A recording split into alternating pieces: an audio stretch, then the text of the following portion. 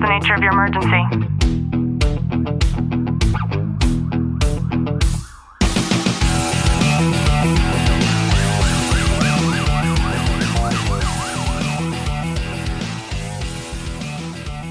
Welcome back to the Tactical Living Podcast. I'm your host, Ashley Walton, joined by Sergeant Walton. Con, how are you? I'm good. You know, I was thinking about how a lot of first responders feel pressure to be okay when they know that a lot of others have it worse. And a lot of that has to do with the exposure and the things that you've seen that are worse than maybe how you've had it.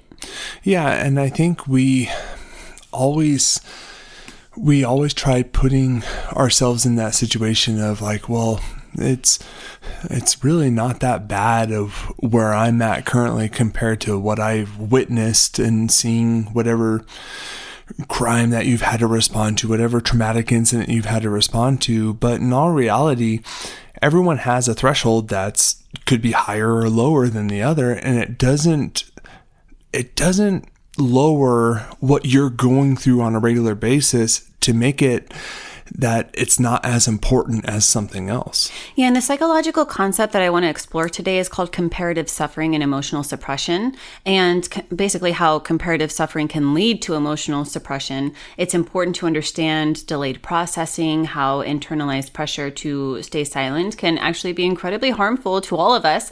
And I think that it's important and helpful for us to understand that invalidating our own experience is probably going to come at a cost sooner or later.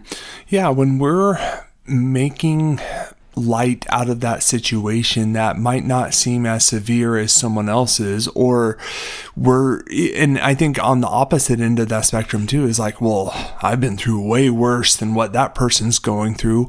Why are they acting the way that they are? And I think we're our own worst enemies when we start having that comparative kind of story that we're telling ourselves, saying that it's either harder for them or harder for me, and instead of just looking at what I'm going through in this instance. Comparative suffering basically happens when you downplay your own emotional experience because you are comparing it to others who appear that they're worse off than you are. And I think that over time it's going to lead to a lot of emotional suppression where feelings are ignored, dismissed, or pushed aside instead of being processed. And something I've seen a lot is people telling themselves that it's no big deal. And I'll ask, like, hey, are you okay? And I'll get that response, like, yeah, it's no big deal. Yeah, and I think, and that's the catch-all for anybody, because you don't want to unpackage everything that you're holding on to because you don't think it's as severe as someone else's, or you're going through something worse than someone else. Like I think of it this way, as like growing up, like it's ingrained in us since we're kids, is, well, we don't have it as bad as somebody else does. And it's a learned trait that we experience where, like, I use the dining room table where you're having dinner, and I remember this when we were kids, is there's kids starving in China or there's kids starving in Africa, so you better finish all your food, and that leads to a whole different thing. But we always have that comparative mindset when it comes to anything and everything that we do. Yeah, and you know, I was talking to somebody, I think it was about 4 or 5 weeks ago, and they were sharing a story with me about how they witnessed a motorcyclist get into a terrible crash, and they were the first on scene. They grabbed their trauma kit out of their vehicle. They ran over to him. They assisted before EMS got there. And the way that the story was being shared to me was to basically sum it up and say, I don't think that he made it, or that he was going to make it. And in asking, you know, how are you dealing with that? Or are you okay? That response was, you know, I'm okay. It's fine. And the way that I like to take any of those statements, when, from my perception at least, I know that things probably aren't fine given the history that I know with this individual, for example, is stating the obvious. You know, you just shared with me something very traumatic that I know is similar to situation A and B that I know that you've experienced before. And, you know, that's a lot for you to have seen last night. And just leaving it there and then seeing what the response is. And I think that's why it's so important to ask those powerful questions and to be called to the carpet when we are kind of deflecting our physical and emotional responses to situations. And that's where with being there for one another on a regular basis is not just taking it at face value, is do a little bit of digging in a way to where you're coming from compassion and love. I think that other signs of comparative suffering could be that you stay silent to avoid basically people having the perception that you're weak, or you can minimize emotional impact after dealing with something very difficult, like what I just explained.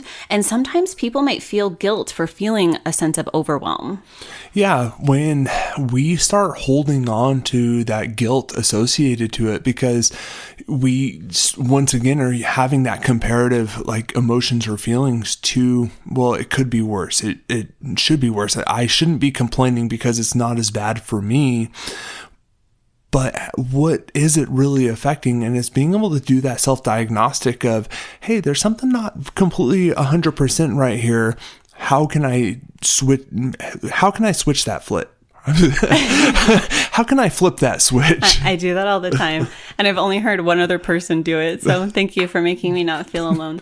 And I think there are other signs that the pressure is affecting you. And the example I just shared, I think that some people just dismiss their own stress quickly. And it could be before fully even acknowledging things. And when we don't recognize not only what we're going through, we want to load our tool belt with some different avenues on how we can deal with this stuff and remove ourselves from that ongoing comparative,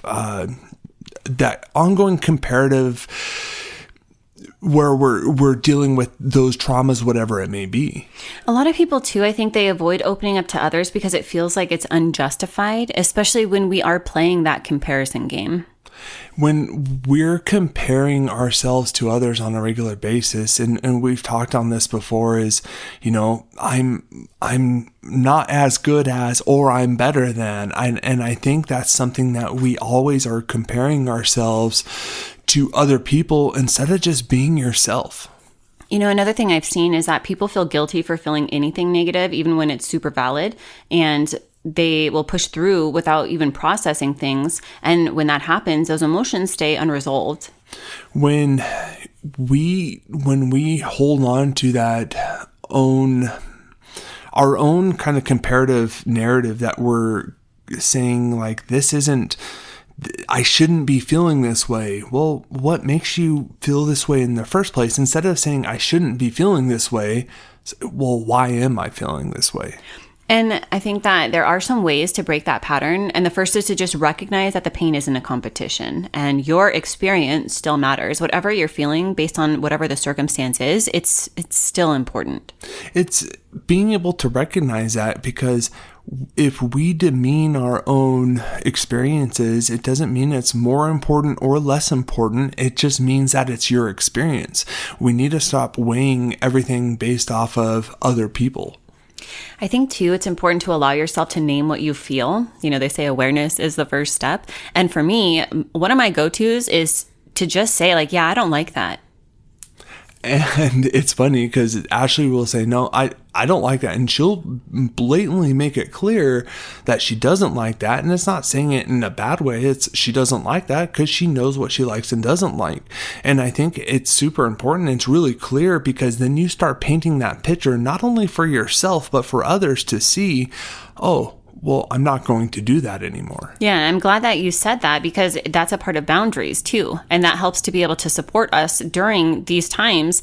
And, the reason why I state the obvious like that is because I want to make it very clear when I've done so much work, right? It's not something that comes without putting in the effort for it. And there's a lot of times where it can be difficult to get to that place to have the confidence or to feel comfortable with kind of verbalizing those types of expressions or feelings out loud. But if you put in the work, you do get to the place to where you feel more and more confident. And by doing that, I feel like it helps those around me to be able to, actualize what it is that they have going on for themselves too. And I'm saying that because what I have found is most of the time I am the first and only person to state the obvious like that. And it could be in a situation to where there's a multitude of people around and I'm having to be the one to speak up and say something, not only for myself, but for everybody else around me who seemingly feel the same way. And when you see that shift, when you see you're a leader in that instance, when you're bringing it to the forefront, you're going to see, oh, other people are going to start standing up because they're like, okay, I'm not the first one. They feel empowered to be able to break that vicious cycle of, yeah, I don't agree with it either. There's just that fear of being the first one. Something else that I want to mention before we hop off is that you can separate gratitude from suppression. You can feel both of those. And when you understand that mixed emotions are natural and that it's okay to be able to feel more than one thing at once, then it gives you permission to validate the way that you're feeling and to make it to make it not seem like it doesn't make sense. Yeah, being able to have that validation, and you don't need to seek validation from anybody else. The only person you ever need validation from is yourself. I hope you've gotten some value out of today's episode. If you have, do us a favor, drop a review, subscribe down below, and as always, know that I'm sending you a long, tight hug from my home to yours.